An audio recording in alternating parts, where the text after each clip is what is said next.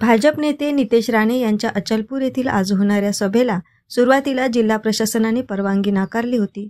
मात्र आता पुन्हा जिल्हा प्रशासनाच्या वतीने राणे यांच्या आक्रोश मोर्चा व धर्मसभेला मान्यता देण्यात आलेली आहे. राणे यांच्या प्रक्षोभक वक्तव्यामुळे दोन समाजात तेढ निर्माण होऊ शकते, त्यामुळे सभेला परवानगी देऊ नये अशी मागणी रयत संघटना, मुस्लिम संघटना व पुरोगामी संघटनांनी केली होती. या पार्श्वभूमीवर अचलपुरात पोलिसांचा चोख बंदोबस्त ठेवण्यात आलेला आहे. 30 सप्टेंबरपर्यंत अमरावती जिल्ह्यात जमावबंदी आदेशही लागू करण्यात आलेले आहेत. नितेश राणे हे दुपारी मुंबईवरून विमानाने नागपूर व नागपूरवरून कारने अचलपुरात पोहोचणार आहेत. त्यांच्या स्वागतासाठी भाजप व हिंदू संघटनांचे कार्यकर्ते उत्सुक आहेत. अचलपूर आणि परतवाड्यामध्ये 134 पोलीस अधिकारी, 1200 पोलीस कर्मचारी, एसआरपी व क्यूआरटी कंपनी 3 100पेक्षा जास्त वाहनाद्वारे शहरात गस्त घातली जात आहे. या पोलिसांच्या बंदोबस्तामुळे अचलपूर शहराला पोलीस ठाण्याचे स्वरूप प्राप्त झालेले आहे. अचलपूर शहरामध्ये आणि परतवाडा शहरामध्ये माननीय आमदार श्री नितेश राणे यांची बाईक रॅली आणि सभा यांचं आयोजन होणार आहे. याच्यामध्ये आयोजकांनी जे ओरिजिनल रूट दिला होता ते अत्यंत संवेदनशील होता, त्याच्यामुळे पोलिसांनी याचं परमिशन नकार दिली होती.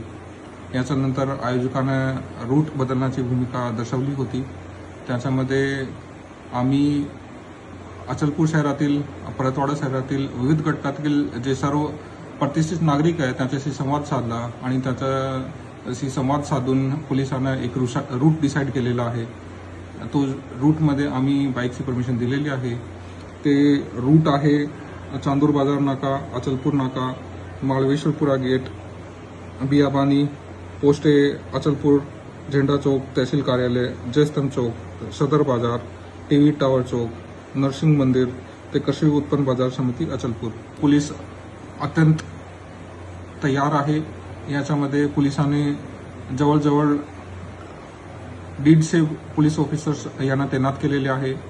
या बंदोबस्तामध्ये जवळजवळ 1200 पोलीस अंमलदार, ज्यामध्ये क्यूआरटी, आरसीपी, एसआरपीएफ असे विविध घटकातील समावेश आहे.